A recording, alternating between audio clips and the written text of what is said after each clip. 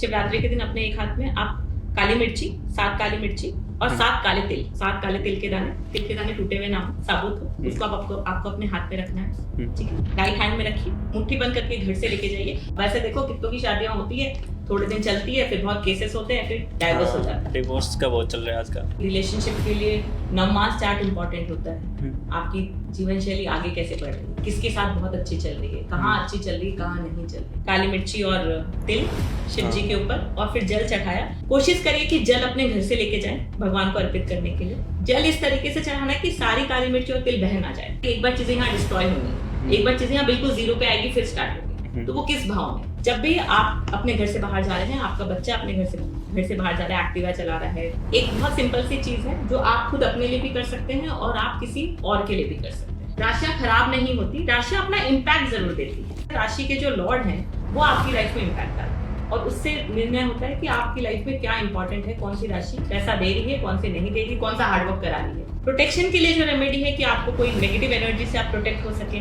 उसके लिए शिवरात्रि को आप क्या कर सकते हैं, रात की 12 बजे एग्जैक्टली रात की 12 बजे काला धतूरा आता है जो मार्केट में बहुत इजीली मिलता है, काला धतूरा आप उसको लीजिए, शिव जी के मंदिर में जाइए, शिव जी के ऊपर उसको अर्पण करिए और वहां पे एक जाप करना है। हेलो दोस्तों, स्वागत है हमारे YouTube चैनल एक्स टॉक पर। आज हम फिर से लेकर आ गए हैं एक एस्ट्रोलॉजी का और पॉडकास्ट। हमारे साथ हैं प्रेरणा जैन मैम, जिन्हें एस्ट्रोलॉजी का 10 सालों का एक्सपीरियंस है। वो आज हमें बताएगी कि एस्ट्रोलॉजी कैसे काम करती है, कैसे राशियाँ काम करती है, कैसे ग्रह काम करते हैं। तो स्वागत है ma'am. Thank you so much आपका मुझे बुलाने के लिए। मैम, जैसे हम सुनते आ रहे हैं एस्ट्रोलॉजी की परिभाषाएं तो हमने बहुत सुनी है, लेकिन एस्ट्रोलॉजी की हम जड़ से जानना चाहते हैं कि वास्तव में एस्ट्रोलॉजी है क्या चीज़। एस्ट्रोलॉजी एक साइंस है, ठीक है। उसमें मैथ्स बहुत ज़्यादा है, कैलकुलेशन बहुत है। हाँ। पहले क्या होता था, आसमान क्लियर थे, ठीक है, तो ऋषि मुनि को दिखते थे, तारे दिखते थे, तो वो उसकी गणना लगाते थे कि ये जब यहाँ है तो क्या इवेंट घट रहा है हमारे जीवन में, जब ये यहाँ से वहाँ गया है तो क्या इवेंट घट रहा है। तो उस बेसिस पे 18 आचार्य थे जिन्होंने इस एस्ट्रोलॉजी पे काम किया है, पूरी उसकी निकाली है और वो उसके बाद हमारे पास आई है। तो मैथमेटिकल कैलकुलेशन के साथ में जब एस्ट्रोलॉजी होती है, और एस्ट्रोलॉजी की जो चार्ट बनता है वो बेसिकली डायरेक्शन दिए हुए हैं, इसमें ईस्ट वेस्ट नॉर्थ साउथ इस तरीके का डायरेक्शन है, वो इसकी मैप बनाया गया है ताकि हम समझने के लिए हमारे लिए आसान रहे। तो जो 18 आचार्य थे उसमें थे सूर्य, पितामह, व्यास, वशिष्ठ, अत्रि, पराशर, कश्यप, नारद, गर्ग, मरीचि, मनु, अंगिरा, लोमेश, पॉलिस, च्यवन, यवन, भृगु, सौनक। ये जो 18 आचार्य थे इन्होंने इस पे बहुत काम किया, बहुत इसके ऊपर रिसर्च किया, बहुत इस पे उन्होंने ढूंढा इसको कि किस तरीके से ग्रह और राशियां और उसके साथ नक्षत्र वो हमारे जीवन में काम करते हैं, और उस तरह एस्ट्रोलॉजी हम तक पहुंची। बिल्कुल। और मैम, जीवन कुंडली क्या है और यह कैसे काम करती है? जन्म कुंडली, जिस वक्त हमारा जन्म हुआ, ठीक है, उस वक्त आसमान में जो सितारों का, जो तारों का पोजीशन थी वो हमारी जन्म कुंडली में आई। उस वक्त की जो भी पोजीशन थी, अब वो पोजीशन तो उस वक्त की थी, हम बड़े होते जा रहे हैं, तारे भी अपनी जगह से, ग्रह भी अपनी जगह से चलते जा रहे हैं, है ना, हर चीज मूव हो रही है। तो जैसे जैसे वो मूव करते हैं उस तरीके से वो हमारे जीवन पर असर डालते हैं। एक बहुत सिंपल तरीके से अगर आप समझेंगे तो एक बहुत सिंपल सी चीज है कि एक रूम है जिसमें 12 कमरे हैं, तो 12 हमारी राशियां होगी, 12 घर हो गए, 12 भाव हो गए एस्ट्रोलॉजी के। अगर एक ग्रह एक जगह है, फर्स्ट वाले रूम में है, और अगर वो घूम फिर के वापस कभी फर्स्ट रूम में आता है तो वो कुछ नया देख के जाएगा आपको, क्योंकि वो अपने ही जगह पे आया है, या वो अपने मित्र के घर पे जा रहा है, या अपने शत्रु के घर पे जा रहा है, तो वो उस तरीके से आपके जीवन में असर डालता है। तो इस तरीके से जो हमारी जन्म कुंडली है वो बताती है कि हमारे जीवन में कब कब क्या क्या हो सकता है, घटित होने के चांसेस हैं। तो क्या जन्म कुंडली हमारी भविष्य को भी निर्धारित करती है? बिल्कुल करती है, भविष्य को बताती है। हाँ। निर्धारित करना नहीं करना हमारे कर्मों पे डिपेंड करता है।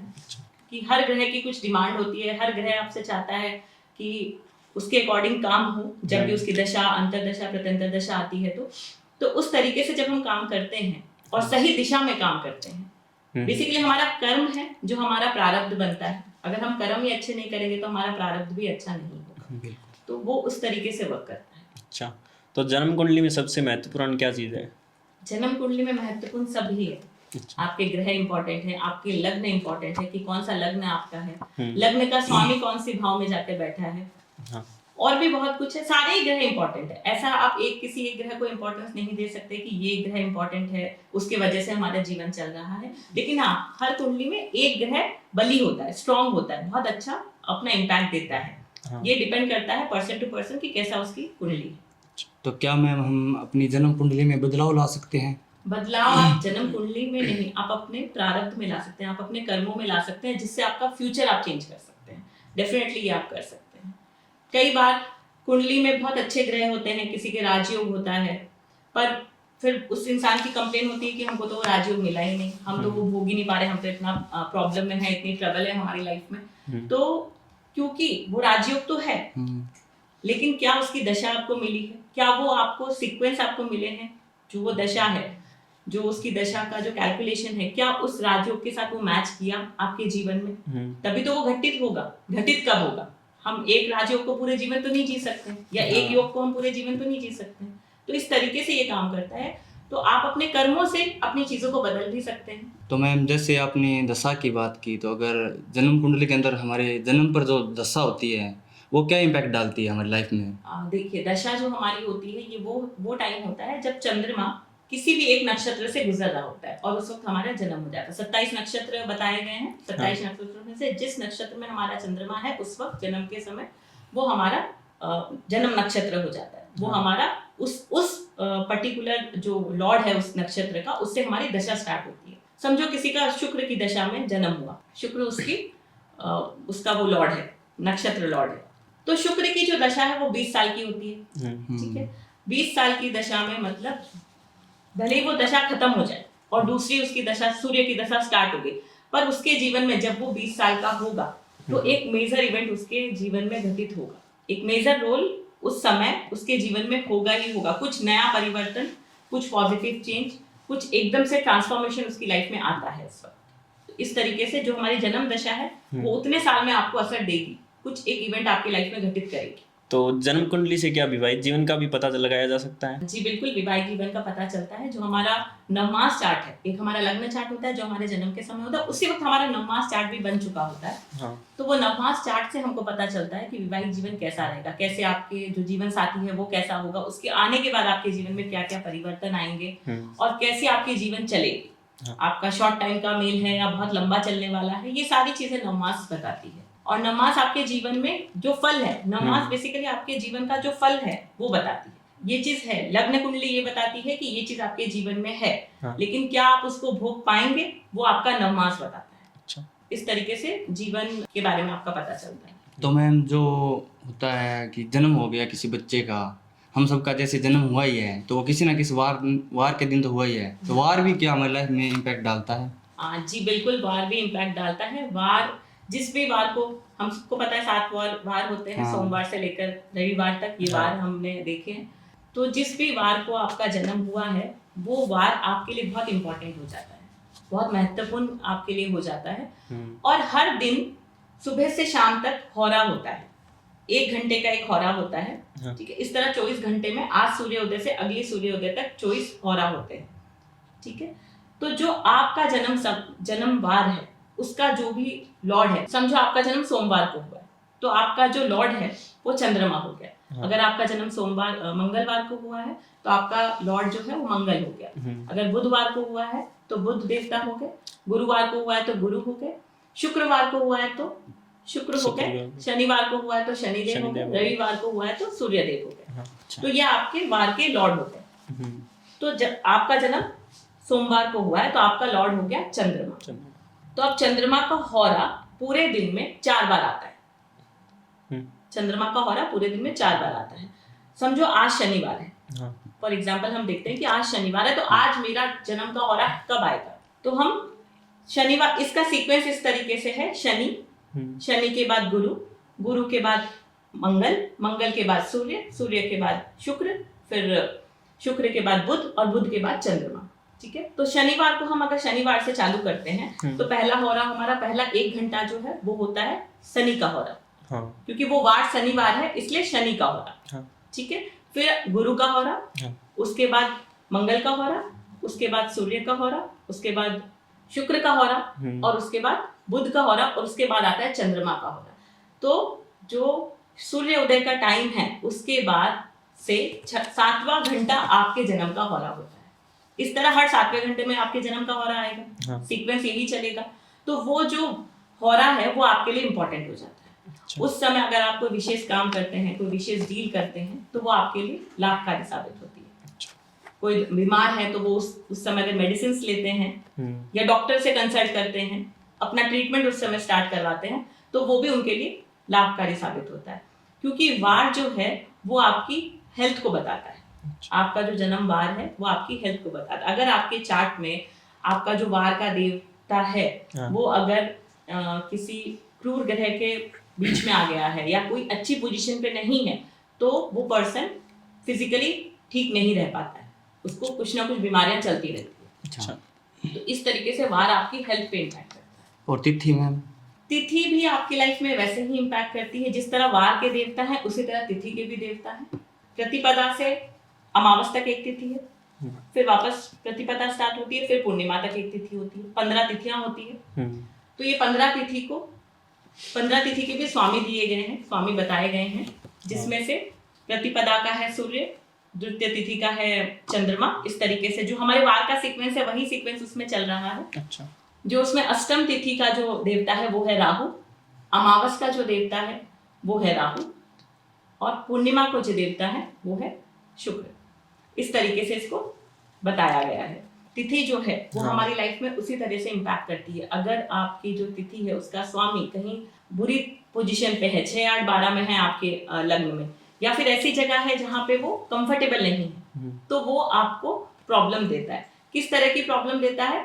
तिथि आपकी लिक्विड कैश बताता है। तिथि आपके रिलेशनशिप को बताता है। अच्छा। कि आपके लाइफ में आपकी रिलेशनशिप कैसी होगी। Okay. आपके लाइफ में आपका लिक्विड कैश आपके साथ कितना होगा। तो ये आपकी लाइफ में वो दर्शाता है। तो इस तरीके से जब तिथि को हम देखते हैं तो तिथि से हम फाइंड आउट कर सकते हैं कि इस पर्सन का जीवन कैसा हो सकता है। तिथि के लॉर्ड से हम ये देख सकते हैं कि जीवन कैसा चल सकता है। तिथि के बाद भी एक चीज होती है जो है नक्षत्र। कुछ तारों के समूह को नक्षत्र कहा गया है। तो नक्षत्र का जो लॉर्ड है, नक्षत्र जो है वो आपके जीवन में आपका माइंडसेट बताते हैं कि आपका माइंडसेट क्या है, किस तरीके से आप काम करोगे, किस पैटर्न में आप काम करोगे। ठीक है, आपके सोचने का विजन क्या है, कितने दूर तक सोच सकते हो। तो वो भी उसी तरीके से काम करता है। इन सब के जो लॉर्ड हैं, अगर आप उनको अपनी जन्म कुंडली में देखेंगे और अगर वो अच्छी पोजीशन में है तो ये सारी चीजें आपको एज ए ब्लेसिंग्स मिली हुई है। अगर ये अच्छी पोजीशन में नहीं है, किसी ऐसी जगह है जहां वो कंफर्टेबल नहीं है, 6, 8, 12 में है, पापकत्री योग बना हुआ है, कुछ ऐसा योग है, तो वो अनकंफर्टेबल है। ये 6, 8, 12 का क्या रोल है मैम? 6, 8, 12 कुंडली के 12 भाव होते हैं। ठीक है, प्रथम से लेकर 12वें तक। पहला आपका लग्न होता है, दूसरा भाव आपका परिवार होता है, जिस परिवार में आपने जन्म लिया है। तीसरा भाव आपके छोटे भाई बहन होते हैं, आपका कम्युनिकेशंस होता है, आपका डॉक्यूमेंट्री वर्क होता है, आपका एफर्ट्स होता है। चौथा भाव आपकी माँ होती है, आपका घर होता है जो आपने अपने उसमें घर बनाया है। एक तो आपका परिवार हो गया, दूसरा भाव जो जिसमें आपने जन्म लिया, चौथा भाव आपका घर हो गया, आपकी गाड़ी, आपके व्हीकल्स, ये सारी चीजें चौथा भाव बताती है। पांचवा भाव आपकी संतान बताती है, आपका एजुकेशन बताती है। छठा भाव जो है वो है आपके जीवन में ऋण, रोग, शत्रु बताता है कि आपको कितनी तकलीफ होने वाली, कितने आपके दुश्मन क्रिएट होने वाले हैं यहाँ पे, कितने आपके कॉम्पिटिटिव आपके आ जाएंगे आपकी फील्ड में। ये छठा भाव है। सातवां भाव बताता है आपके स्पाउस, आपका लाइफ पार्टनर। आठवां भाव बताता है आपकी मृत्यु या अनवांटेड चीजें, जो अनएक्सपेक्टेड चीजें होती है, वो बताता है आठवां भाव। नौवां भाव आपका विजडम, आपके जो गुरु के, आपके पिता का आशीर्वाद, आपके माता पिता का आशीर्वाद, आपके गुरु का आशीर्वाद, वो बताता है। 10वां भाव बताता है कि आपका कर्म, आप क्या काम कर रहे हैं और उसमें कितना बेटर करेंगे, क्या करेंगे। 11वां भाव बताता है आपकी विश फुलफिलमेंट, कि आप जो कर रहे हैं वो आप कितना आप अपनी इच्छाओं की पूर्ति कर पा रहे हैं। 12वां भाव बताता है आपका एक्सपेंसेस, आपका खर्चा, आपकी जो आपका अकेला रहने का मन है या नहीं है, वो सारी चीजें, मतलब अकेलापन को 12वें भाव से बताया गया है। अच्छा। तो इसलिए हम नेगेटिव बोलते हैं क्योंकि वो ऋण, रोग, शत्रु का है। 8वां इसलिए क्योंकि वो मृत्यु जैसा भाव है, कि उसमें अनएक्सपेक्टेड चीजें होती है। और 12वां इसलिए क्योंकि वो अकेलेपन का भाव, एक्सपेंसेस का भाव है, हॉस्पिटलाइजेशन का भाव है। जैसे मैम आपने बताया कि मृत्यु का भी पता लगाया जा सकता है, तो क्या ये सच है? जी बिल्कुल, कुछ हद तक सच है, कुछ हद तक नहीं, पूरा ही सच है। सच तो है, पर मृत्यु का बताना किसी भी एस्ट्रोलॉजर को वैसे अलाउ नहीं किया है, अच्छा, और हमें करना भी नहीं चाहिए। सही है। क्योंकि अगर किसी को पता चल जाए कि मैं इतने साल में मरूंगा तो वो आज ही मर जाएगा। तो क्या मैम आपने अपनी कुंडली पढ़ी है जी बिल्कुल पढ़ी है। और उसमें कितना टाइम लगा हुआ? कुंडली पढ़ना, उसको समझना बहुत बड़ा काम नहीं है, लेकिन बहुत छोटा भी नहीं है। आपके ऊपर सबसे पहली चीज तो भगवान का वो आशीर्वाद होना चाहिए कि आप अपनी कुंडली को पढ़ सके, ग्रहों को समझ सके। अच्छा। क्योंकि जो कुंडली पढ़ना है वो एक समुंदर है। हम्म। हम कुंडली को जीवन के अंत तक अगर सीखते जाएं तो भी हम उसमें बहुत कुछ है जो हमको सीखना रह जाता है। तो एस्ट्रोलॉजी पढ़ना बहुत डीप स्टडी है, जिसमें हर दिन एक नई चीज पता चलती है आपको। हर दिन आप कुछ नई चीज के लिए आते हो, क्योंकि आपके जीवन में जितनी भी घटनाएं हो रही है, जितनी भी जन्म से लेकर मरण तक जितनी भी घटनाएं हो रही है, वो सिर्फ और सिर्फ इन 12 भावों में और 9 ग्रहों में समाहित हुई। तो ये 9 ग्रह और 12 भाव आपके जीवन का हर पल बताता है। तो उसको पढ़ना उतनी डीप में, तो आपको पूरा जीवन भी निकल जाता है कि आप पूरा जीवन लगा रहे हैं उसको पढ़ने के लिए। पर हाँ, आप कुछ हद तक उसको पढ़ सकते हैं, अपनी रीडिंग कर सकते हैं, सामने वाले की रीडिंग कर सकते हैं। वो पढ़ना कोई बहुत मुश्किल बात नहीं, पर आपका डेडिकेशन उसमें होना चाहिए, उतना आपको समझना चाहिए। तो इसे सही कर सकते हैं हम, जैसे हमें लगता है कि कुछ गलत है इसमें हमारी में? जी बिल्कुल कर सकते हैं। कैसे? सबसे पहली चीज तो आपका कर्म है उसमें। हाँ। सबसे पहली चीज, किसी का मंगल स्ट्रांग है, हाँ। ठीक है? किसी का मंगल स्ट्रांग है तो वो आर्मी ऑफिसर बन सकता है, पुलिस ऑफिसर बन सकता है, ठीक है? वो पुलिस ऑफिसर और आर्मी ऑफिसर का क्या काम है? लड़ना झगड़ना, प्रोटेक्ट करना। हाँ, प्रोटेक्ट करना। अब अगर मंगल स्ट्रांग है, उन्होंने अपनी एनर्जी को एक तो बना दिया, आर्मी ऑफिसर में लगा दिया, वहां अपनी एनर्जी को लगा दिया, ठीक है? दूसरा कोई व्यक्ति है जिसका मंगल स्ट्रांग है लेकिन वो रोड पे लड़ रहा है ना, आते जाते वालों से झगड़ा कर रहा है। हाँ। तो दोनों के मंगल स्ट्रांग है, पर दोनों ने अपनी एनर्जी को कहाँ लगाया? तो आपने अपनी डेस्टिनी बदल ली। हाँ। आपने अपनी डेस्टिनी बदल ली ना। एक तो आर्मी ऑफिसर है, एक पुलिस ऑफिसर है, और एक वो है जो आते जाते लोगों से लड़ रहा है, हर किसी बात पे लड़ रहा है, उसको बहुत गुस्सा आ रहा है। तो हर प्लैनेट का पॉजिटिव और नेगेटिव सब है, हर ग्रहों का स्ट्रेंथ है। अच्छा। आप उस स्ट्रेंथ को कहाँ यूज करते हो? अगर सही दिशा में आप यूज करते हो तो आपकी डेस्टिनी बदल गई। अगर आप उसे गलत दिशा में यूज करते हो तो फिर आपकी डेस्टिनी आपके हाथ में। आपकी जो डेस्टिनी है वो बेसिकली हमारे ही कर्मों का लेखा जोखा है। अच्छा। हम हमारे कर्म करके भूल जाते हैं, पर ईश्वर हमारे कर्म का लेखा जोखा जरूर रखता है। अच्छा। तो वो जो लेखा जोखा है वो हमको हमारी इस जन्म में हमारी डेस्टिनी बन के मिली। आपके पास अगर 2 करोड़ रुपए है ना इकट्ठे किए हुए, जो आपने खर्च कर दिया, लेकिन 2 करोड़ आपके पास इकट्ठे किए हुए, और आपको कोई बोले कि आपको घर देखना है, तो क्या आप 4 करोड़ का घर देखेंगे? नहीं देखेंगे, 2 करोड़ का ही देखेंगे। आपका बजट होगा उतना ही देखेंगे, 2 का भी नहीं, आप 1.5 का देखेंगे कि भाई और 50 में बचा लूं, है ना, कि घर के इंटीरियर में लगेगा, मुझे सेटअप करने में लगेगा। आपकी सोच ये है।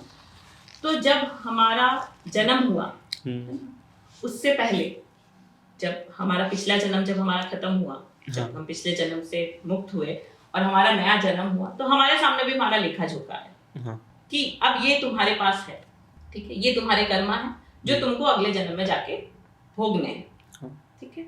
तो अब जब आपने 2 करोड़ का घर देखा, ठीक है, तो आपके पास 10 चॉइसेस है 10-20 चॉइसेस होगी आपके पास। उसमें से आप क्या चुनोगे जो आपके लिए बहुत अच्छा है ना, जो आपके लिए सबसे बेस्ट है, वो चुनोगे आप।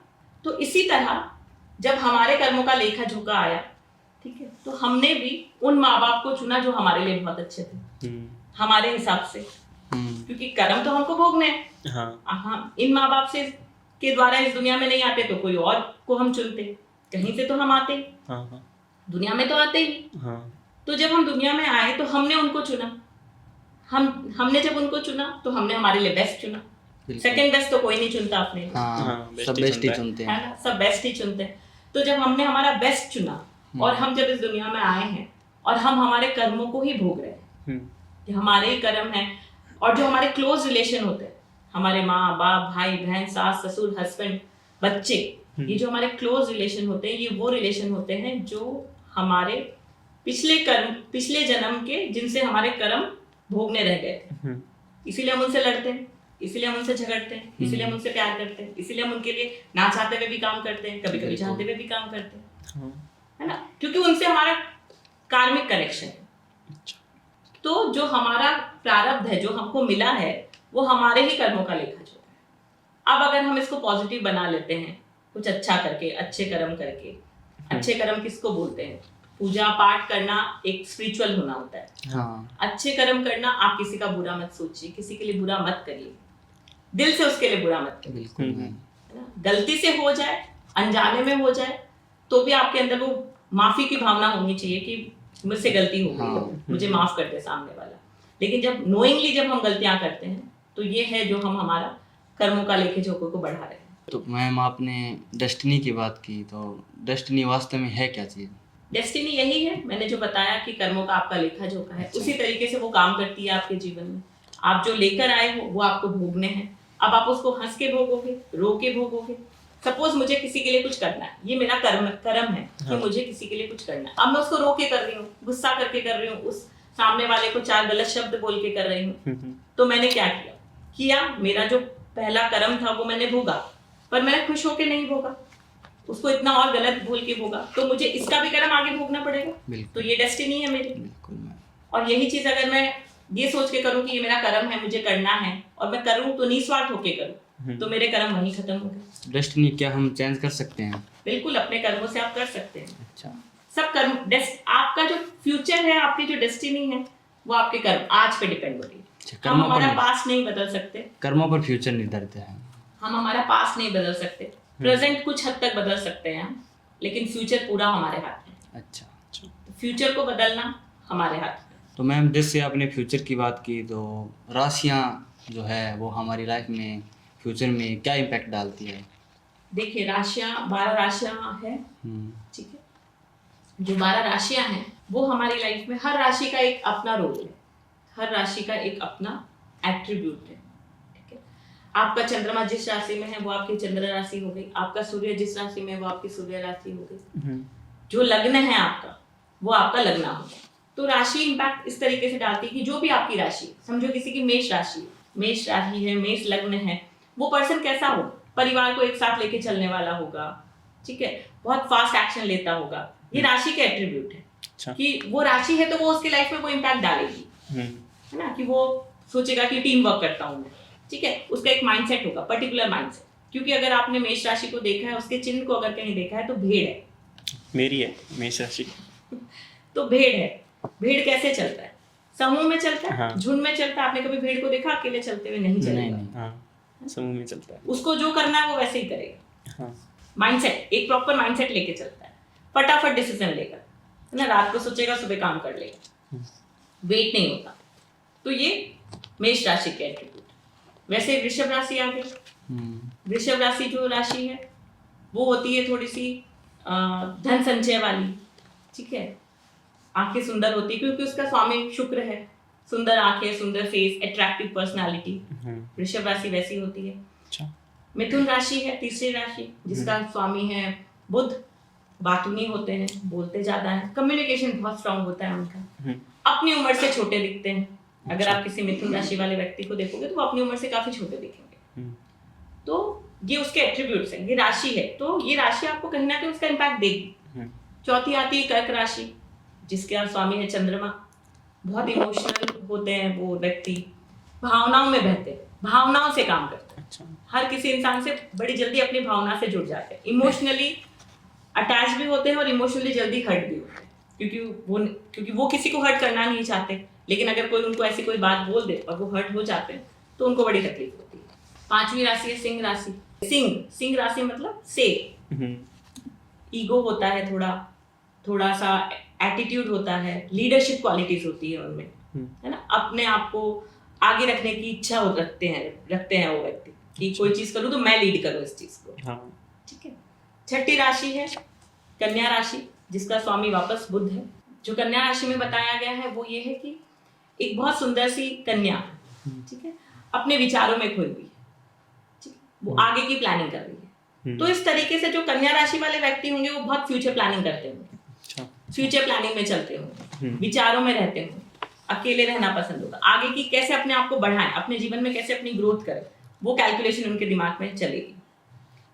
7वीं राशि है तुला राशि, जिसका चिन्ह तराजू है। हाँ जजमेंटल हो सकते हैं वो लोग, सही और गलत में फर्क बहुत जल्दी फाइंड आउट करते हैं, बहुत जल्दी उनको पता चलता है। उनके सामने अगर कोई बोलता है कि झूठ बोलता है तो वो बहुत जल्दी उसको जज कर लेते हैं कि नहीं ये झूठ बोल रहा है, क्योंकि उनमें वो क्वालिटीज होती है।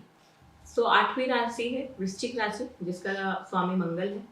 वृश्चिक राशि वाले लोग बड़े सीक्रेटिव होते हैं, अनप्रिडिक्टेबल होते हैं, क्या करेंगे आप नहीं समझ सकते, क्योंकि 8वां भाव की 8वीं राशि है। हाँ।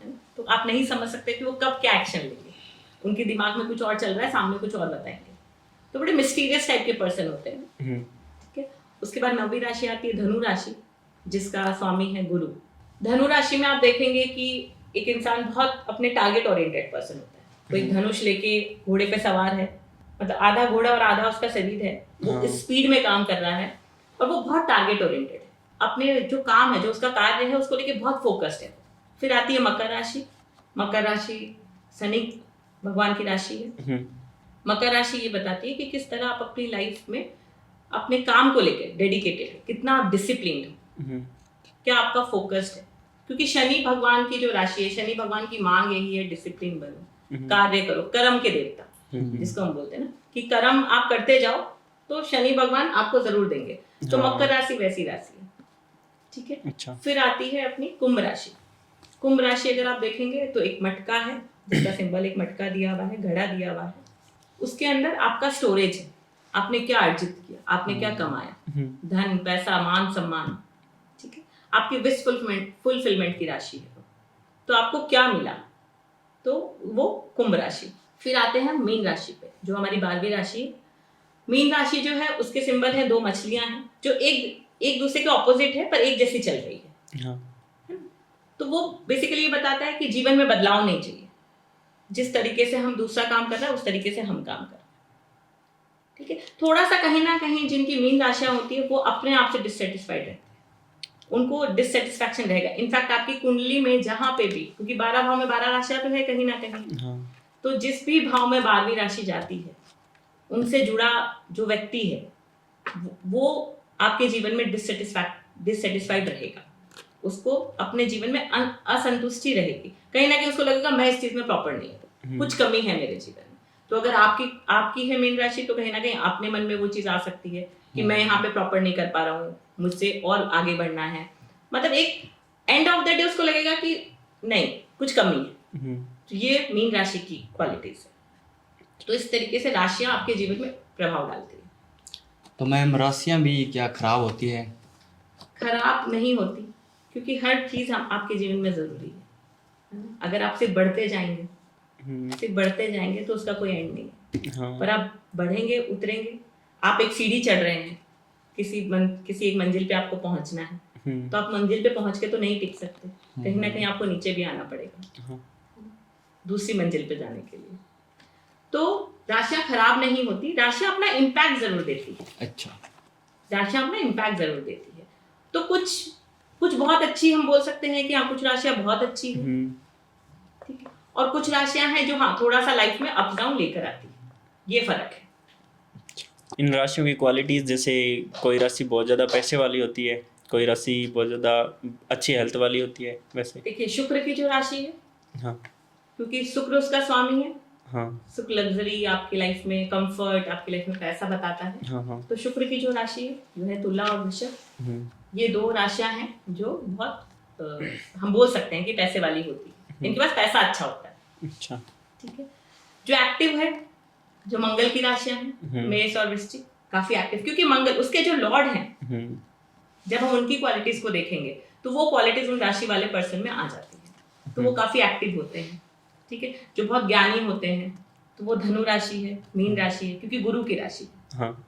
तो वो बहुत ज्ञानी, बहुत इंटेलिजेंट पर्सन, जो अपने पूर्व जन्म से इकट्ठा करके लाए हैं चीजों को, वैसी राशियां। अच्छा। तो इस तरीके से राशि के जो लॉर्ड हैं वो आपकी लाइफ में इम्पैक्ट डालते हैं, और उससे निर्णय होता है कि आपकी लाइफ में क्या इंपॉर्टेंट है, कौन सी राशि पैसा दे रही है, कौन सी नहीं दे रही, कौन सा हार्डवर्क करा रही है। कन्या राशि आएगी तो थोड़ा हार्डवर्क करवा सकती है, वृश्चिक राशि आएगी तो एक्टिव जरूर करेगी पर मिस्टीरियस पर्सन बनाएगी, वो खुद नहीं समझ पाएगा कि वो कल क्या करने वाला है।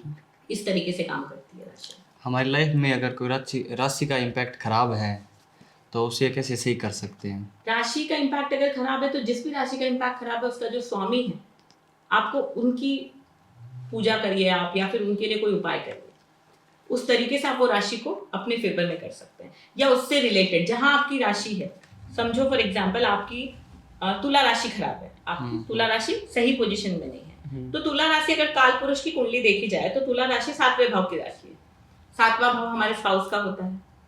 तो अगर हम स्पाउस के साथ अच्छा रिलेशन मेंटेन करते हैं, हमारे लाइफ पार्टनर के साथ अच्छा रिलेशन मेंटेन करते हैं, तो वो हमारे को वीनस, हमारा शुक्र स्ट्रांग होता है और वो राशि भी हमको कहीं ना कहीं पॉजिटिव रिजल्ट देती है। इस तरीके से हम उसको फाइंड आउट करते हैं कि पहले तो, क्योंकि हर भाव में कुछ ना कुछ आपके रिश्ते हैं, कहीं ना कहीं आपका कुछ ना कुछ रिश्ते से आप जुड़े हो। तो जो भी आपके भाव जो भी आपकी राशि खराब है, सही जगह नहीं है, उसको आप पहले उस भाव से जोड़िए और उस भाव के जो व्यक्ति हैं उनसे अपना रिलेशन मेंटेन करिए। सारे सॉल्यूशन हमारे आसपास हैं, बस हमको उसको फाइंड आउट करना है कि कौन है और किसके साथ हमको रिश्ता बना के चलना है।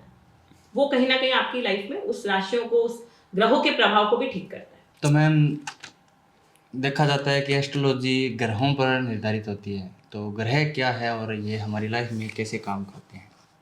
9 ग्रह बताए गए हैं हाँ हमको, हाँ, है ना? सूर्य, चंद्रमा, मंगल, बुध, गुरु, शुक्र, शनि, राहु, केतु, ये 9 ग्रह बताए गए हैं।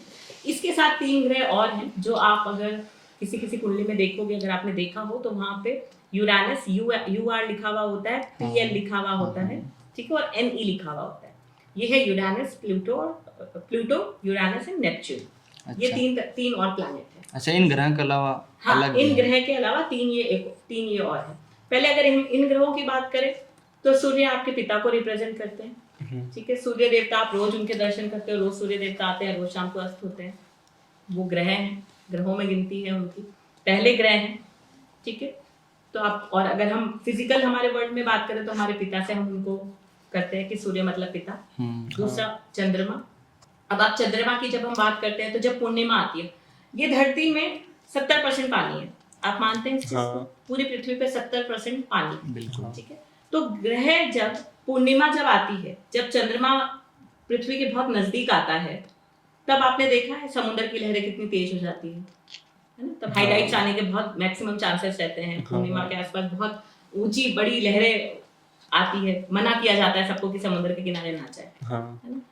तो सिर्फ चंद्रमा का धरती के पास आना, अगर उस समुद्र में, उस ओशन में इतनी हलचल मचा सकता है, तो आप सोचिए कि आपके जीवन में कितनी हलचल मचाएगा। सारे ग्रह उतनी ही हलचल मचा सकते हैं, क्योंकि हमारा शरीर भी 70% पानी से बना है। और चंद्रमा, क्योंकि चंद्रमा बहुत हमारे मन का कारक है ना? हमारे मन में 1 मिनट में 100 ख्याल आ जाएंगे। कभी भी हमारा मन एक जगह टिकते नहीं है। सही है। तो चंद्रमा हमारी माता को बताता है, चंद्रमा हमारे मन को बताता है। तो ग्रह इस तरीके से काम करते हैं। तीसरा ग्रह मंगल, जो आपकी बॉडी में जो आपको एनर्जी, कितना किसी चीज के लिए आपकी डिजायर्स है, कितना आप उसके लिए भाग सकते हो, कितना आप उसके लिए मेहनत कर सकते हो, कितना एग्रेशन है आप में, किस एनर्जी के साथ आप काम कर सकते हो, आपका एनर्जी लेवल क्या है। किसी का मंगल अगर बहुत वीक है तो वो पर्सन बड़ा डल होगा, मतलब उसको मन नहीं होगा कुछ करने का, तो मंगल ये बताता है। बुध ग्रह, बुध जो है वो है आपकी इंटेलिजेंस, आप कितनी जल्दी किसी चीज को समझ पाते हो, कितना आप अच्छे से कम्युनिकेट कर पाते हो। एस्ट्रोलॉजी में बुध को बच्चा बताया गया है, तो वो बच्चे जैसा है ना? बच्चा है। मोस्टली कुंडली में बुध वक्री होता है, मोस्टली कुंडली में आप देखोगे बुध वक्री मिलता है, ज्यादातर कुंडली में वक्री देखा जाता है। तो वो बच्चे जैसा है। तो जो बच्चा है उसको आप, अगर वो अकेला बैठा है तो उसको आप जैसे समझाओगे वैसे समझ जाएगा। तो बुध अगर आपकी कुंडली में अकेला बैठा है ना, तो या तो कोई उसको टेक ओवर करेगा, या उसमें इतनी क्षमता होती है कि वो किसी को टेक ओवर करे। तो ये बुध की क्वालिटी होती है, बहुत इंटेलिजेंट, बहुत टैलेंटेड, बहुत सुंदर, अट्रैक्टिव पर्सनालिटी। लिखावट उस पर्सन की, अगर बुध स्ट्रांग होता है तो लिखावट उस पर्सन की बहुत सुंदर होती है। इस तरीके से बुध काम करता है। फिर आते हैं हम गुरु पे। गुरु ग्रह है वो है हमारे मतलब विजडम देने वाले, हमको विजन देने वाले, हमको रास्ता दिखाने वाले कि हम क्या करें, क्या सही है क्या गलत है। तो गुरु जो है वो, अगर हमारे जीवन में भी अगर एक अच्छा गुरु मिल जाता है हमको, है ना, और अच्छा गुरु तभी मिलता है जब हमारे कुंडली में गुरु बहुत अच्छा है। अगर गुरु अच्छी पोजीशन में है तो आपको अपने जीवन में भी अच्छा गुरु मिलेगा जो आपको सही राह दिखाएगा। अगर गुरु की पोजीशन अच्छी नहीं है तो आपको जीवन में आप ढूंढते रहोगे लेकिन गुरु नहीं मिलेगा। तो गुरु आपको रास्ता दिखाता है। जैसे आज हमको रास्ता दिखाने के लिए कौन आता है? हमारे गुरु, हमारे बड़े, जो हमको बताते हैं ये सही है, ये गलत है, ये करो या ये नहीं करो। तो गुरु भी आपकी कुंडली में वो काम करता है। शुक्र है, शुक्र लग्जरी, आपकी वाइफ को बताया गया है। शुक्र को आपकी गर्लफ्रेंड हो गई। शुक्र लग्जरी, आपकी लाइफ में कितना पैसा है, कितना कंफर्ट है, ठीक है, सुंदर आंखें हैं, तो वो शुक्र स्ट्रांग होता है, उनकी होती है, ठीक है। बहुत पोलाइटली बात करते हैं, वो कॉम्बिनेशन होता है, समझो बुध का और शुक्र का कॉम्बिनेशन है, तो बहुत पोलाइटली, बहुत बोलेंगे, बहुत पोलाइटली बोलेंगे, बहुत प्यार से बोलेंगे। तो इस तरीके से कॉम्बिनेशन भी होता है। बुध और मंगल का कॉम्बिनेशन है तो बोलेंगे बहुत लेकिन गुस्से से बोलेंगे, तो मंगल का एग्रेशन आ जाता है उनके बोलने में, ठीक है। तो शुक्र आपकी लाइफ में सबसे इंपॉर्टेंट तो शुक्र है वैसे, अच्छा, हाँ। सबसे इंपॉर्टेंट शुक्र है, लेकिन शुक्र को बैलेंस करने के लिए बाकी चीजें भी आपको बैलेंस करनी पड़ेगी। हाँ। एक ग्रह एक के हिसाब से नहीं चलता है। सिर्फ एक ग्रह आपको सब कुछ नहीं दे सकता, सिर्फ एक ग्रह आपका सब कुछ ले नहीं सकता, लेकिन सारी चीजें अगर बैलेंस है तो लाइफ बैलेंस चलती है, क्योंकि सारे ही ग्रह उतने इंपॉर्टेंट है। शुक्र के बाद शनि ग्रह। शनि जो नाम है वो सुन के सब डर जाते हैं। हाँ बिल्कुल, है ना। शनि एक ऐसा नाम है जिसको सुन के लगता है कि बस मतलब यहाँ तो कुछ नहीं होना। हाँ। शनि देव जो है वो आपकी वो कर्म के देवता है। तो जब शनि की दशा आएगी या शनि आपका बहुत प्रबल होगा, जिसका शनि बहुत प्रबल होता है चार्ट में, कुंडली में, वो पर्सन बहुत पंचुअल होता है, हार्डवर्किंग होता है, लेबर होता है। लेबर मतलब किसी के लिए भी काम करेगा।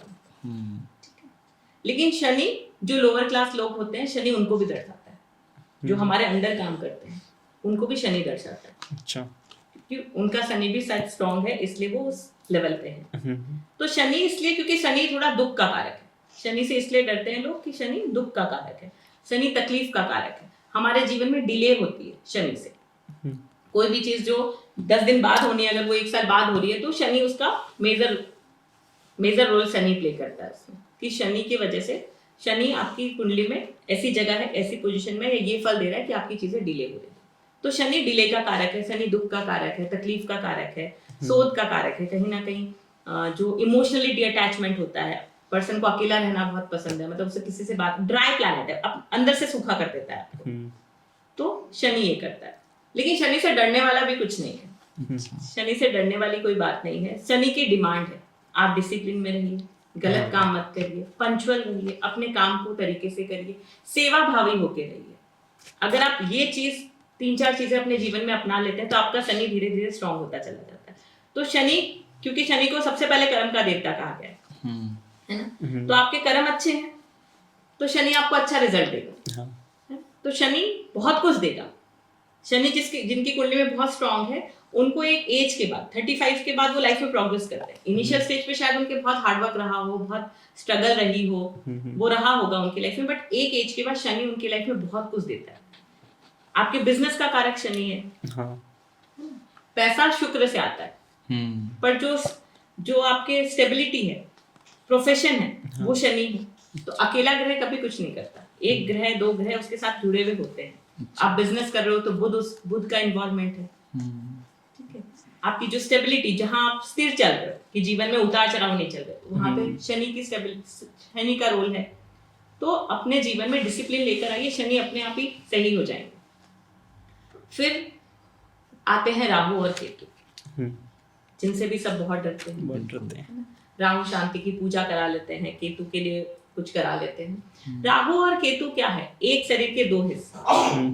जब समुद्र मंथन हुआ था तो किसी दानव ने अमृत पी लिया, अगर आपको ये कहानी मालूम है। हाँ, पता है ना। तो किसी दानव ने जब अमृत पी लिया था, अमृत का एक घूंट पी लिया था, तो भगवान विष्णु मोहिनी रूप में उसका सुदर्शन चक्र से उसका वध किया। हाँ। तो गर्दन अलग हो गई, शरीर अलग हो गया। जो ऊपर वाला पार्ट है वो राहु हो गया, जो नीचे वाला पार्ट है वो केतु हो गया। राहु इल्यूजन क्रिएट करता है, क्योंकि राहु को बहुत कुछ चाहिए। बहुत कुछ नहीं, राहु को सब कुछ चाहिए। एक मिला, राहु को लगेगा ये और चाहिए, दूसरा मिला फिर लगेगा नहीं ये और चाहिए। उसकी कभी डिजायर्स खत्म नहीं होती राहु की, क्योंकि राहु के पास ब्रेन बहुत है, सर का हिस्सा है, बहुत दिमाग है, अता दिमाग है। लेकिन अगर व्यक्ति अपने जीवन में सही राह पर नहीं चल रहा, गलत कार्यों में फंसा हुआ है, तो राहु उसका खराब होगा। वो अपनी राहु को खराब कर रहा है। दिशा भटकते ही चीजें भटक गई आपके जीवन में। तो राहु आपकी लाइफ में वैसे इम्पैक्ट करता है। राहु आपको कभी सेटिस्फाइड शांति से बैठने नहीं देगा। और उसका ही ऑपोजिट केतु है। केतु बोलेगा हो गया बस, अब नहीं चाहिए, छोड़ दो, जाने दो, क्यों दिमाग लगाना है। केतु में एनर्जी बहुत है, लेकिन केतु कहीं ना कहीं डीअटैचमेंट का कारक है। डीअटैच कर देता है आपको, लिबरेशन दे देता है, उस चीज से दूर कर देता है। तो चार्ट में आपकी कुंडली में जहां पे भी राहु और केतु है, और राहु और केतु हमेशा एक दूसरे से 180 डिग्री ऑपोजिट रहते हैं। अगर प्रथम भाव में राहु है तो सप्तम भाव में केतु होगा, हमेशा एक दूसरे के आमने सामने रहते हैं। ठीक है, तो जहां पे राहु है उस हाउस से, उस भाव से रिलेटेड आपकी डिजायर बहुत बढ़ जाएगी। खुद के भाव में, लग्न में है तो खुद को लेकर मैं अपनी लाइफ में ये करूं, वो करूं, ऐसा बनूं, ठीक है, मैं अपनी लाइफ में बहुत प्रोग्रेस करूं, ये हो जाएगा उसके दिमाग में। मल्टी टैलेंटेड पर्सन हो सकता है, क्योंकि जो आपका प्रथम भाव है वो आपके सर के हिस्से को बता रहा है, ब्रेन बता रहा है, आपका माइंडसेट बता रहा है आपका। तो राहु वहां आ गया तो मल्टीपल थॉट्स, मल्टीपल चीजें आपको देगा। ठीक है, आइडियाज देगा, बहुत ब्रिलियंट आइडियाज आपको देगा। और केतु सप्तम भाव में है तो वो क्या करेगा, ब्रिलियंट आइडियाज दे रहा है, सब कुछ दे रहा है, लेकिन कहीं ना कहीं एक टाइम के बाद अपने स्पाउस से आपको डीअटैच कर रहा है, इमोशनली भी डीअटैच कर सकता है कि ठीक है आप घर पे कम समय बिता रहे हैं, अपने फैमिली के साथ कम समय बिता रहे हैं, कि आपको लग रहा है कि ठीक है क्या है, मतलब ठीक है ये तो चलता रहेगा, पहले फोकस वहां करो, क्योंकि राहु आपको फोकस करने के लिए कह रहा है। तो इन ग्रहों को ठीक करना, इनको आपको सिर्फ बैलेंस करना है। बैलेंस बहुत सिंपल है। केतु क्या है, केतु किसका कारक है, जैसे मैंने बताया लिबरेशन का कारक है, देने का कारक है, छोड़ने का कारक है। तो जब आप अपने हाथ से दान करते हैं, पुण्य करते हैं, किसी के लिए कोई कर्म करते हैं, ठीक है, जब आप अपना निस्वार्थ होकर दे रहे हैं उसको, तो आपका केतु बैलेंस होना स्टार्ट हो जाता है। केतु को वैसे ब्लैक डॉग से बताया गया है, ब्लैक डॉग है, अगर आप शनिवार को उनको फीड करते हैं, काले कुत्ते की सेवा करते हैं, निस्वार्थ होकर, ये सोच के नहीं कि भाई मेरा केतु सही हो जाएगा। निस्वार्थ होना बहुत जरूरी है। अगर आपको लाइफ में कुछ चाहिए तो निस्वार्थ की भावना बहुत इंपॉर्टेंट है उसके लिए। निस्वार्थ होकर आपको करिए, आपका केतु ऑटोमेटिक बैलेंस हो जाएगा। ठीक है, राहु है तो राहु आपके घर में, अगर हम वास्तु के अकॉर्डिंग बात करें आपके घर में, तो आपका वॉशरूम राहु है। तो अगर आप उसको क्लीन रखते हैं, साफ सुथरा रखते हैं, अच्छा फ्रेग्रेंस वहां लगा के रखते हैं, तो आपका राहु स्ट्रांग होने लग जाएगा। ठीक है, आज अभी जो कलयुग चल रहा है उसमें सालासर बालाजी है, खाटू श्याम बाबा है, ये सब राहु का प्रतीक है। क्योंकि आप देखो इनकी मूर्ति सिर्फ इतनी है, सिर्फ ऊपर का हिस्सा है, नीचे का हिस्सा नहीं है। ये सब राहु को दर्शाता है। आपको राहु स्ट्रांग करना, आप खाटू श्याम जी जाके आइए, सालासर बालाजी जाके आइए, मतलब अपने आप को समर्पण करिए वहां पे। जाके हम हाथ जोड़ के आए और आ गए और फिर हमने बोला कि कुछ नहीं हुआ, तो ऐसा नहीं। समर्पण होना बहुत जरूरी है, अपने आप को समर्पित करना बहुत जरूरी है। शनि के लिए डिसिप्लिन में रहिए। अपने जो लोअर क्लास, जो आपके अंडर जो लोग काम करते हैं, भले आपके घर की मेड हो, भले आपके घर में जो स्वीपर आता है वो हो, ऐसे जो लोग होते हैं उनसे अच्छा व्यवहार रखिए। क्या होता है, हम जब थोड़े बड़े हो जाते हैं तो हम क्या करते हैं कि उनसे बड़ा, सबसे गंदे तरीके से हम उनसे बात करते हैं। ये आपके शनि को खराब कर रहा है। तो जब आप उनसे बहुत अच्छा व्यवहार रखते हैं, उनसे आप अच्छे तरीके से बात करते हैं, तो आपका शनि ऑटोमेटिक सही होता है। जब आप उनको चाय पिलाते हैं, किसी भी अपने से लोअर क्लास वाले लोगों को चाय पिलाइए शनिवार को, आपका शनि सही स्टार्ट होना स्टार्ट हो जाएगा। 800 ग्राम उनको चाय पत्ती दीजिए, तो आपका शनि ठीक होना स्टार्ट हो जाएगा। उनको अगर आप कचौरी समोसे खिलाते हैं, फ्राइड आइटम खिलाते हैं, तो आपका राहु ठीक होना स्टार्ट हो जाएगा, क्योंकि फ्राइड आइटम राहु है। ठीक है, जब आप ब्लैक डॉग्स को फीड करते हैं, ठीक है, या जब आप किसी ऐसे पर्सन को हेल्प करते हैं जो हैंडीकैप है, जो कुछ एक कमी है उसके जीवन में, कुछ भी, किसी का हाथ नहीं है, किसी का पैर नहीं है, कोई मेंटली रिटार्डेड है, किसी की आंखें नहीं है, ये कहीं ना कहीं केतु को दर्शा रहा है, क्योंकि कमी है ना उनकी बॉडी में, कहीं कुछ एक चीज कम हो गई या कुछ एक कमी हो गई। केतु भी पूरा नहीं है, तो जब कमी हो गई वो केतु हो गए। आप उनके लिए सेवा करिए, उनके लिए कुछ करिए जो आपसे बन पड़े, तो आपका केतु ऑटोमेटिक सही होने लग जाएगा। तो ये हमारे बहुत इजी है, हम हमारे दिनचर्या में इन सब चीज़ों को ऐड ऑन कर सकते हैं। हमारे घर में रोज मेड आती है, हमारे बिल्डिंग में, हमारे सोसाइटी में रोज स्वीपर आता है। सिर्फ एकमात्र उसको चाय पिलाने से अगर आपका शनि ठीक होता है तो इससे अच्छा उपाय और क्या। बिल्कुल आप उनको कर सकते हैं और आप धीरे धीरे, क्योंकि शनि स्लो प्लैनेट है, एक राशि में 2.5 साल रहता है, तो असर भी हमने आज पिलाना स्टार्ट किया और हम 4 दिन बाद बोलेंगे कुछ असर नहीं हो रहा, तो शनि क्योंकि बहुत स्लो प्लैनेट है, जाते जाते असर देके जाता है, जाते जाते जरूर देके जाएगा। अच्छा। तो शनि भी आपको एक टाइम के बाद जरूर देगा, पर आपको डिसिप्लिन रखनी पड़ेगी। जो लोग लेट उठ रहे हैं, ठीक है, बहुत ज्यादा लेट सो रहे हैं, लेट उठ रहे हैं, वो कहीं ना कहीं अपने शनि को खराब कर रहे हैं, क्योंकि वो डिसिप्लिन में नहीं है, बिना टाइम के खाना खा रहे हैं। जो रूटीन था कि इस समय उठना है, इस समय लंच होना चाहिए, इस समय डिनर होना चाहिए, तो वो आज के जो सोसाइटी है, आज की जो लाइफस्टाइल है, उसमें काफी कुछ चेंज हो गया है। तो कहीं ना कहीं वो अपने ग्रहों को इसमें इम्पैक्ट कर रहे हैं। इस तरीके से आप बहुत छोटे छोटे चेंजेस लाके आप अपने लाइफ में ग्रहों को भी बैलेंस कर सकते हैं। मैं वैसे देखा जाए तो सभी ग्रह मतलब अपनी अपनी जगह काम कर रहे हैं, बाकी सबसे बढ़िया ग्रह कौन सा है? बढ़िया और घटिया की कोई परिभाषा नहीं है। बढ़िया और खराब की कोई परिभाषा नहीं है। बढ़िया इसलिए हम उसको बोलते हैं क्योंकि वो हमको पैसा दे रहा है, कंफर्ट दे रहा है, लग्जरी दे रहा है, तो हम शुक्र को बढ़िया बोल दे रहे हैं। शनि हमसे हार्डवर्क करा रहा है तो हम उसको खराब ग्रह बोलते रहे। लेकिन अगर शनि नहीं होगा तो लाइफ में स्टेबिलिटी कैसे हो? बिल्कुल। अगर आप काम ही नहीं करोगे तो पैसा कहाँ से आएगा? तो ग्रह सारे एक दूसरे के साथ जुड़े हुए हैं, कनेक्टेड हैं, क्योंकि कहीं ना कहीं घूमते फिरते एक दूसरे के घरों में आते हैं, एक दूसरे की राशियों में जाते हैं। ग्रह जब घूम रहे हैं, विचर रहे हैं, तो कहीं ना कहीं एक दूसरे की राशि में जा रहे हैं, तो इम्पैक्ट तो सारे ही प्ले कर रहे हैं। लेकिन जब आपके ये हम बोल सकते हैं कि बहुत अच्छा ग्रह शुक्र है जो पैसा दे रहा है आपको, और शुक्र के लिए बहुत सिंपल चीज है, आप अपनी वाइफ को खुश रखिए, ठीक है, आप उनके पैर दबाइए, आप उनको फ्राइडे को गिफ्ट लाके दीजिए कुछ उनको, ठीक है, इत्र दीजिए उनको, ठीक है, आप अपने कान के पीछे कोई इत्र लगाइए तो भी आपका शुक्र स्ट्रांग होता है। अच्छा। ठीक है, आप अपने बेल्ट एरिया पे इत्र लगाइए डेली तो भी आपका शुक्र स्ट्रांग होता है, क्योंकि आपका जो बेल्ट एरिया है वो आपका सप्तम भाव है, और वहां पे कालपुरुष की कुंडली से तुला राशि है जिसका स्वामी शुक्र है, तो आप अपने शुक्र को इस तरीके से स्ट्रांग कर सकते हैं। लेकिन इसी तरीके से वाइफ्स के लिए भी एक चीज है, फीमेल्स के लिए भी एक चीज है कि वो अपने हस्बैंड को खुश रखें ताकि उनका गुरु स्ट्रांग हो। गुरु स्ट्रांग होना भी तो जरूरी है। आपके पास विजन ही नहीं है, आपके पास विजडम ही नहीं है, गुरु को बड़ों का आशीर्वाद ही नहीं है, तो आप कितना भी मेहनत करो, हर चीज हम बोलते हैं ना कि इसका लक बहुत अच्छा था, लक था इसलिए फटाफट काम हो गया। लक नहीं था तो 10 बार ट्राई कर रहा है, नहीं हो रहा, तो वो लक कहाँ से आएगा? वो लक आपको गुरु देगा, वहां से आएगा।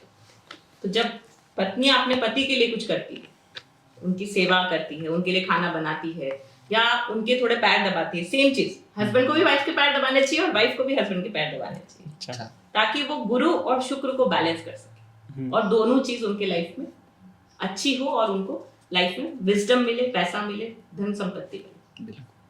कई बार ये ग्रह अपनी गलत मतलब नेगेटिव दशाएं छोड़ते हैं, वो कैसे होती है? ग्रह अपनी नेगेटिव दशाएं नहीं, आपकी अगर वो आई है, दशा आई है, अंतर दशा आई है, प्रत्यंतर दशा आई है, आपकी कोई दशा ऐसी चल रही है और उसका स्वामी अगर 6, 8, 12 में बैठा है तो वो आपके लाइफ में हो सकता है नेगेटिव इम्पैक्ट प्ले करे। जैसे छठे भाव में अगर आपका जो भी लॉर्ड है, छठे भाव में जो भी राशि है, समझिए छठे भाव में दूसरी नंबर की राशि, ठीक है, छठे भाव में दूसरी राशि होगी वृषभ राशि, जिसका स्वामी हो गया शुक्र, ठीक है। शुक्र से अगर केंद्र में बुध आ गया कहीं पे, केंद्र मतलब 1, 4, 7 और 10, अगर यहाँ पे कहीं पे बुध आ गया तो वो पर्सन जिंदगी भर कोर्ट केस में फंसा रहेगा। अच्छा।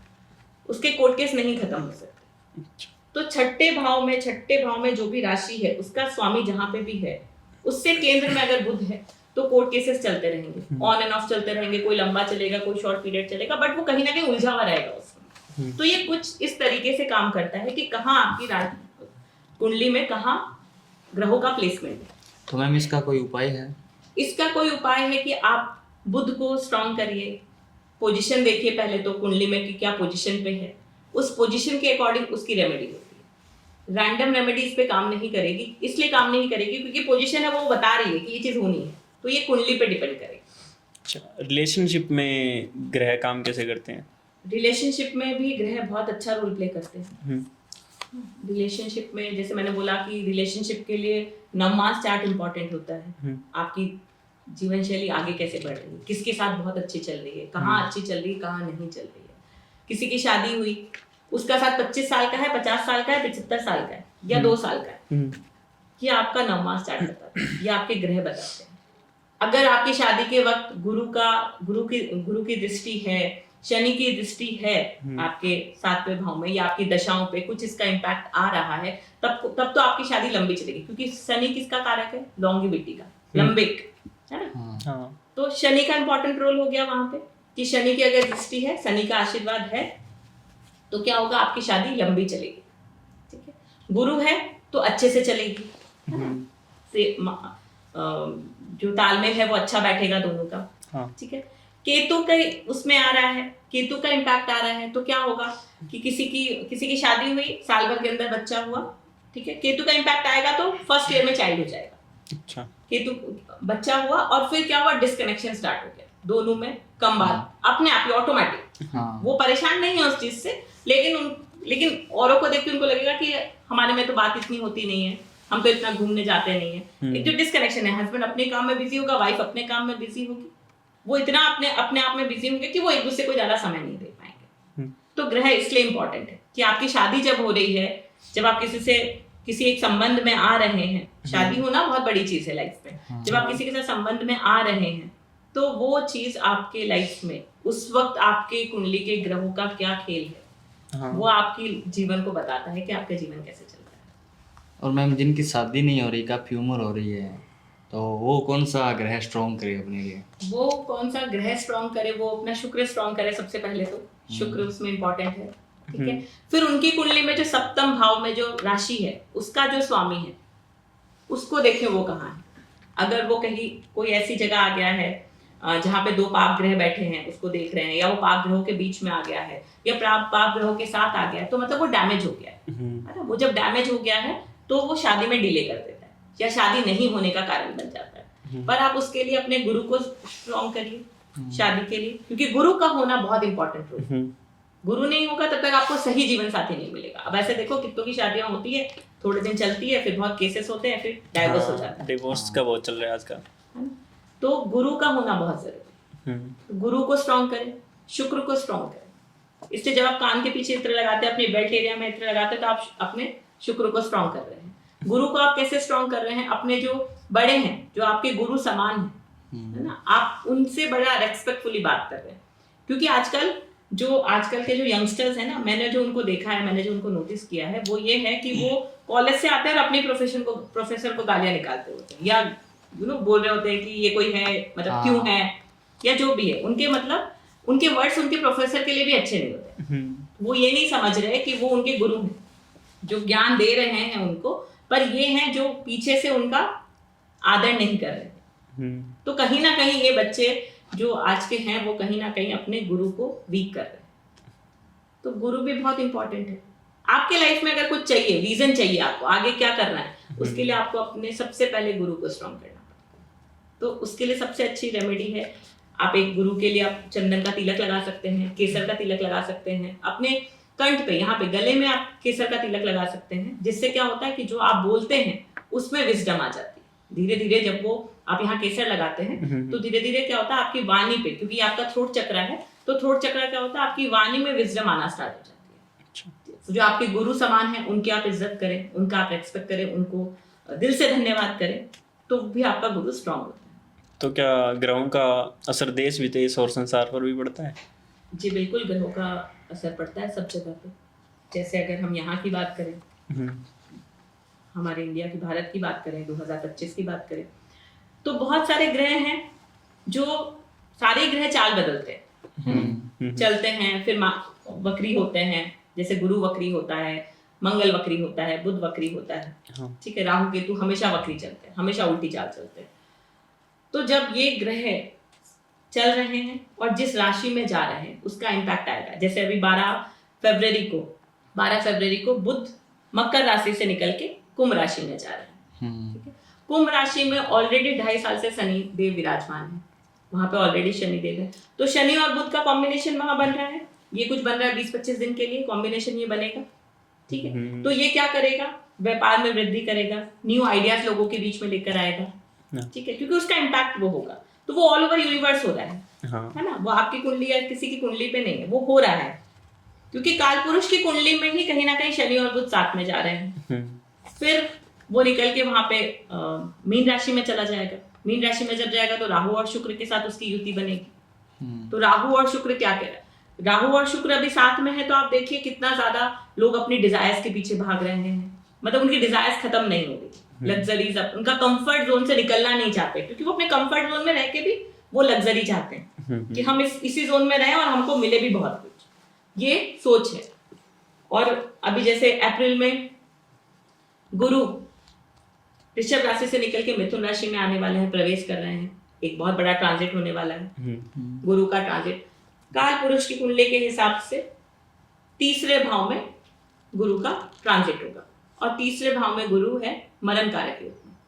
तो तीसरे भाव में गुरु क्या होगा, वो अपना इम्पैक्ट नहीं दे पाएंगे क्योंकि वो अच्छी पोजीशन में नहीं माना गया है हमें।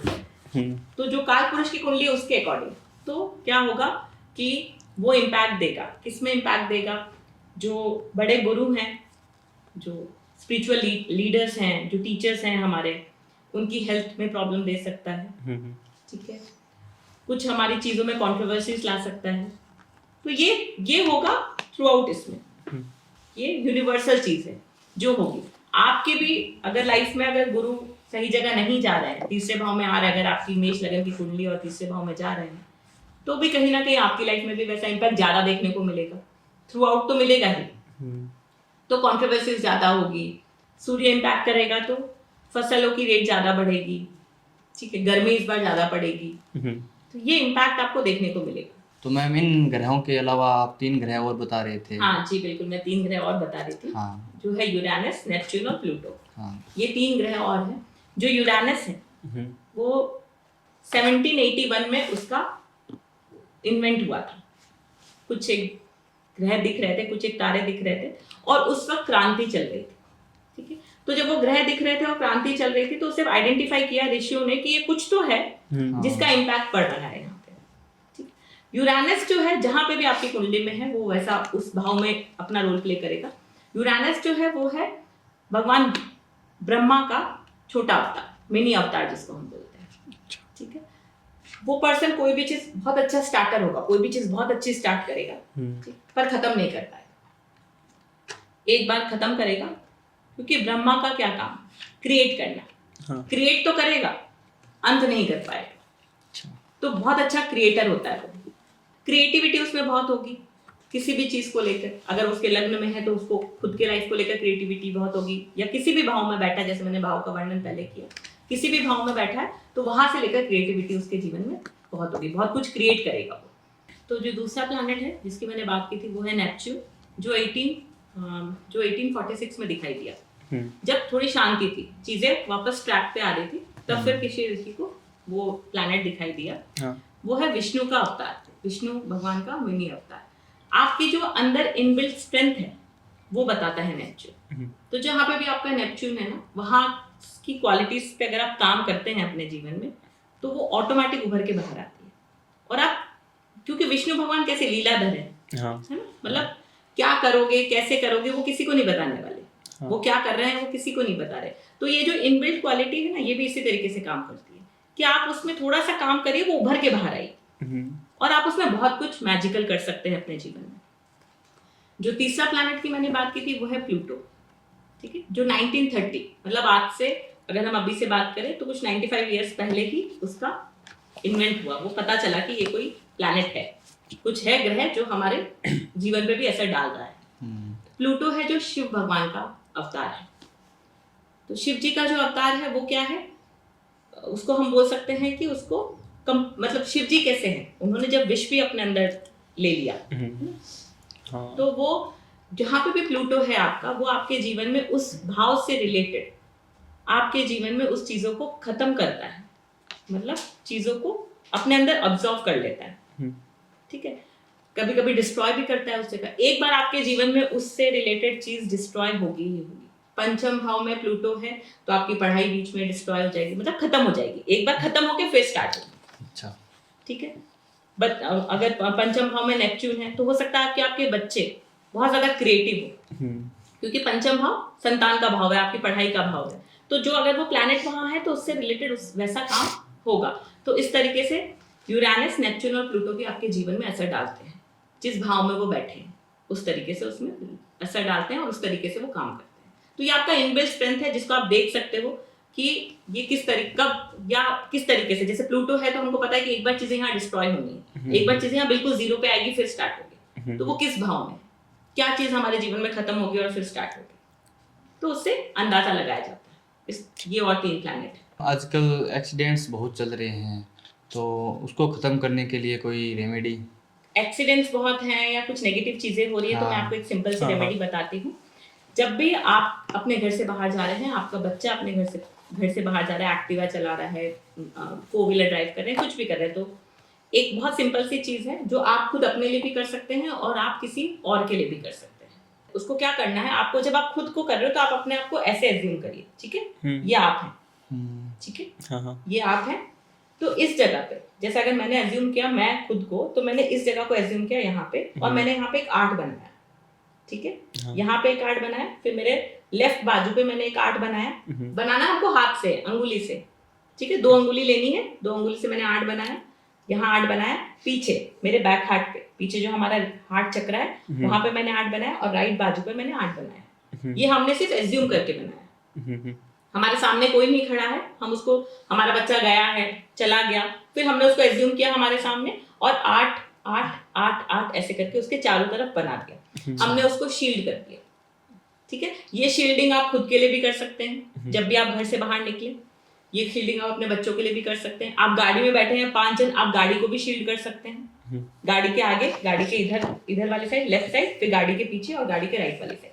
आप जिसमें भी बैठे हैं, एक्टिवा पे हैं तो आप एक्टिवा को चारों साइड से ऐसे शील्ड कर दीजिए। तो ये आपको बचाएगा एक्सीडेंट होने से। और ये बहुत टेस्टेड रेमेडी है, आप हर रोज यूज कर सकते हैं।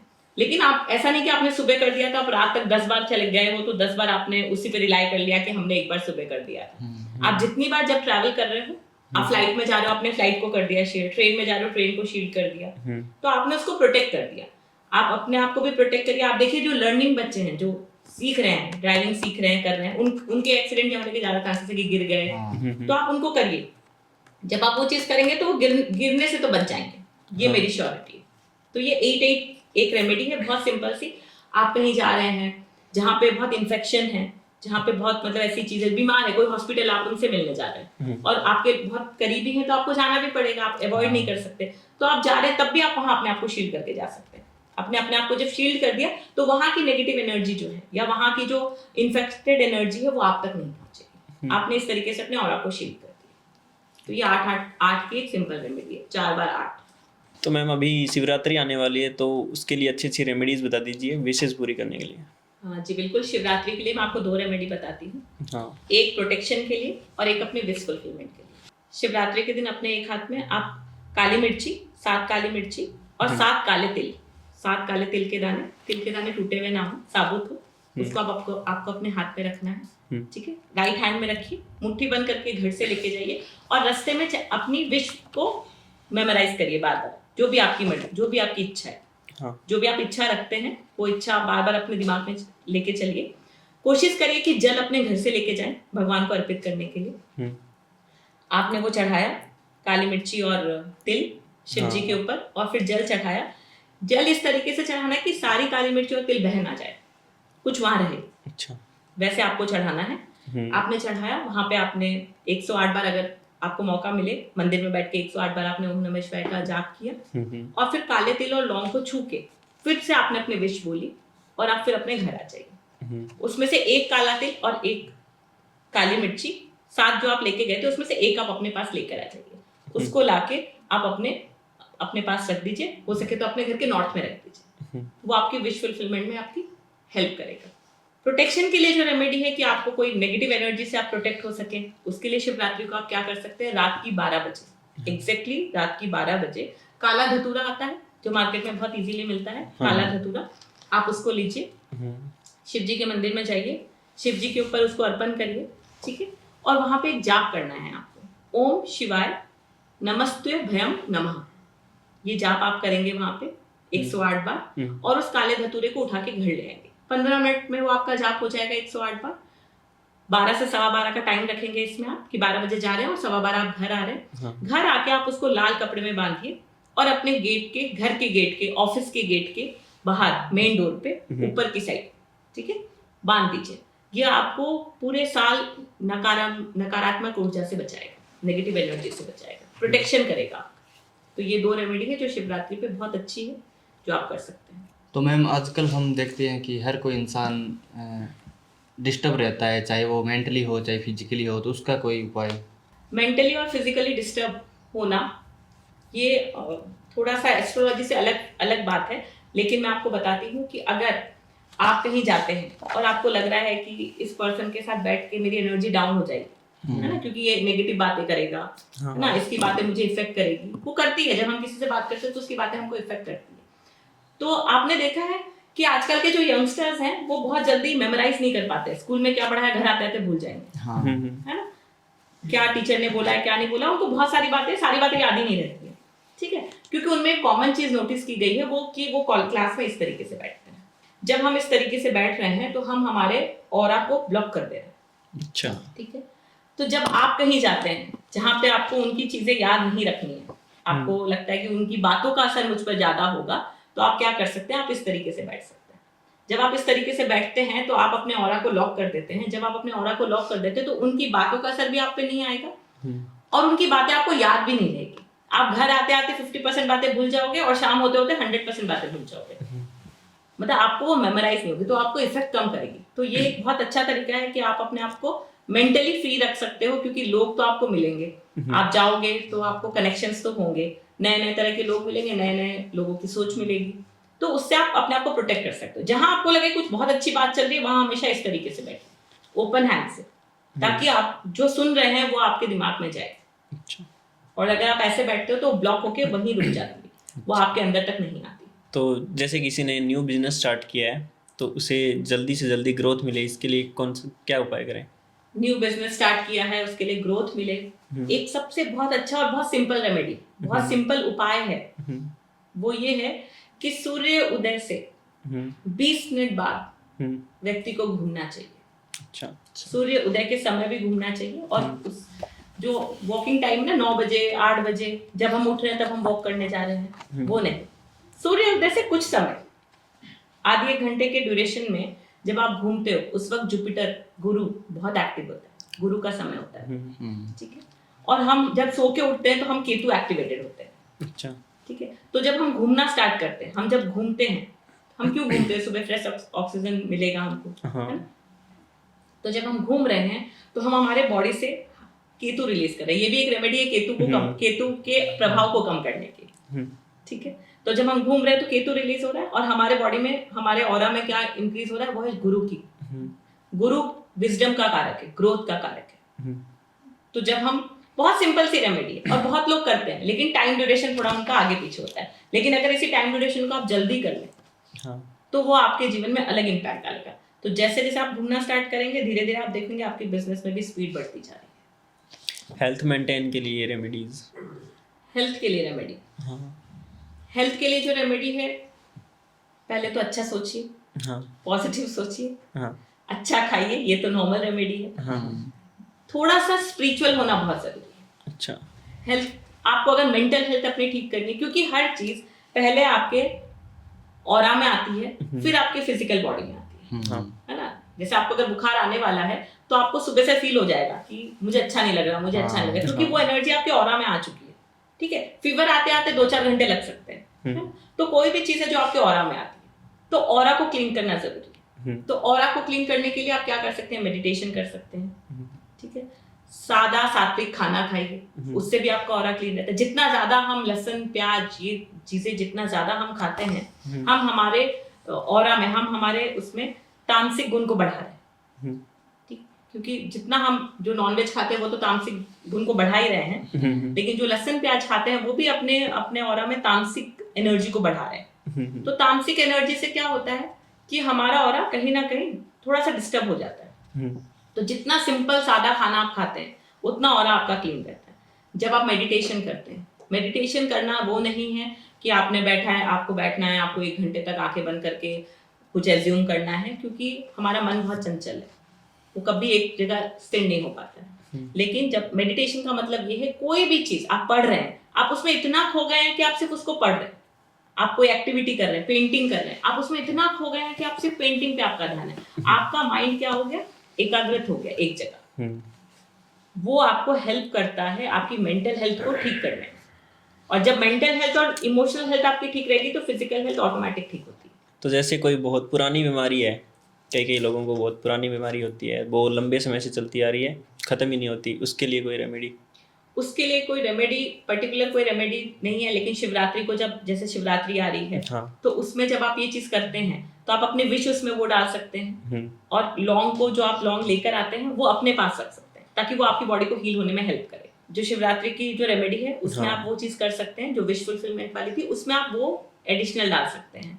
आप शिव जी को रोज अगर जल अर्पण करते हैं तो भी आपकी हेल्थ इंप्रूव होती है, क्योंकि जब शिवरात्रि को जल अर्पण करते हैं तो हमारी कुंडली में राहु और केतु बैलेंस होते हैं, क्योंकि राहु और केतु एक ऐसे ग्रह हैं जो शिव जी के कंट्रोल में है।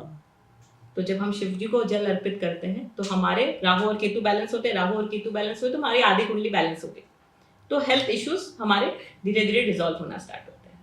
तो मैम, जैसे हम देखते हैं कि कोई त्यौहार आता है तो नेगेटिव एनर्जी भी अपना इम्पैक्ट डालती है उस पर। तो अभी आगे होली आ रही है, तो उसके ऊपर कोई उपाय, कोई रेमेडी? देखिए, जैसे आपने भी पूछा कि हेल्थ के लिए हम क्या करें, तो अभी बहुत अच्छा टाइम है, होली आ रही है। 13 मार्च को होलिका दहन है ना। तो अगर आपके घर में कोई व्यक्ति बहुत बीमार है तो आप उनके एक नारियल लीजिए, ठीक है, उसको लाल कपड़े में बांधिए। एक दिन पहले, होलिका दहन से एक दिन पहले शाम को 7 बजे बांधिए और पूरे घर से और उस पर्सन के ऊपर से घुमाइए। पूरे घर से एक अलग नारियल घुमाइए और उस पर्सन के ऊपर से अलग अलग नारियल घुमाइए, उसको रख दीजिए, ठीक है। अगले दिन सुबह फिर ये काम करिए, सेम चीज आपको फिर पूरे घर में घुमाना है, वही नारियल, और दूसरा जो उनके उस पर्सन का, व्यक्ति का जो एक नारियल था वो घुमाना। घर से इसलिए घुमाना है क्योंकि अगर पर्सन बीमार है तो घर में भी कहीं ना कहीं वो एनर्जीज है, इसलिए घर से भी आप घुमाइए। और फिर शाम को जब होलिका दहन होने वाली हो, उस वक्त आप वापस एक बार घुमाइए, मतलब 3 बार आपने घुमा लिया उस व्यक्ति के ऊपर से और अपने घर के ऊपर से, और उसको ले जाके होलिका की अग्नि में दहन कर दीजिए। तो उसके साथ वो उनकी बीमारी भी चली जाएगी। दूसरी चीज एक और आप कर सकते हैं, जो है काला साबुत नमक, जो मार्केट में बहुत इजीली अवेलेबल होता है, उसको काले कपड़े में बांधिए, काले कपड़े में और काले ही धागे से बांधिए, ठीक है। उसको आप काले कपड़े में काले धागे से बांधिए, उसको 11 टाइम्स एंटी क्लॉकवाइज, जो पर्सन बीमार है उसके ऊपर से एंटी क्लॉकवाइज घुमाइए, ठीक है, 11 बार घुमाइए और सीधा लेके जाइए होलिका दहन में दहन करें। उसको फिर रखनी नहीं है आपको, पहले से बांध के उसको रेडी करके रखिए, घुमा के आपको सीधा घर से बाहर जाना है, होलिका की अग्नि में दहन करना है। और होलिका की अग्नि में दहन करके आपको ये प्रार्थना करनी है कि उनकी जो भी बीमारी थी, कि वो बहुत बीमार हैं, बहुत नेगेटिव एनर्जी से घिरे हुए हैं, वो सारी उसके अंदर जल जाए। और उसके बाद एक और काम करना है कि आप बाद में जो होलिका दहन की जो राख होती है वो लेकर आइए अपने घर में, उसको भी आप एक पोटली में बांध के घर के बाहर लगा सकते हैं, वो भी आपके घर को नेगेटिव एनर्जी से बचाती है। वो एंट्री गेट पे लगानी है आपको, सेंटर ऑफ द गेट, ताकि कोई भी नेगेटिव एनर्जी आपके घर में प्रवेश ना कर सके। और मैम, नवरात्रि के लिए कोई स्पेशल उपाय? अभी 30 मार्च को नवरात्रि स्टार्ट हो रही है। आप उस दिन प्रॉस्पेरिटी के लिए, आप गुड लक के लिए एक उपाय कर सकते हैं, जो है चांदी के लौंग। आपको 2 चांदी के लौंग लेने हैं और जो दीपक करेंगे आप माता के आगे, उसमें वो लौंग डाल देने हैं, उसमें लौंग रखने हैं। आपको जो आप नॉर्मल पूजा करते हैं, जैसे आपके घर की विधि है, आप उस तरीके से पूजा करेंगे। दुर्गा सप्तशती का पाठ आप कर सकते हैं तो आप वो जरूर करिए, नहीं तो दुर्गा चालीसा पढ़ सकते हैं, वो पढ़िए। आप सुबह शाम वो पूजा कर रहे हैं। और जो 8वां नवरात्रा है, उस दिन रवि पुष्य नक्षत्र है, बहुत अच्छा नक्षत्र है, बहुत अच्छा दिन है। उस दिन भी आप पूजा करेंगे सेम विधि से जैसे आप करते आए हैं, और फिर वो लौंग उठा लेंगे उसमें से, उसको पोंछ के, ठीक है, उसको अच्छे से कपड़े से पोंछ के, धोना नहीं है उस लौंग को, क्योंकि उसमें आप दीपक कर रहे हो तो उसमें घी लगा होगा, तो आप उसको पोंछ लीजिए अच्छे से। पोंछ के आप उसको अपने लॉकर में रख दीजिए। जब भी आप कहीं बहुत इंपॉर्टेंट मीटिंग के लिए जाते हैं, बहुत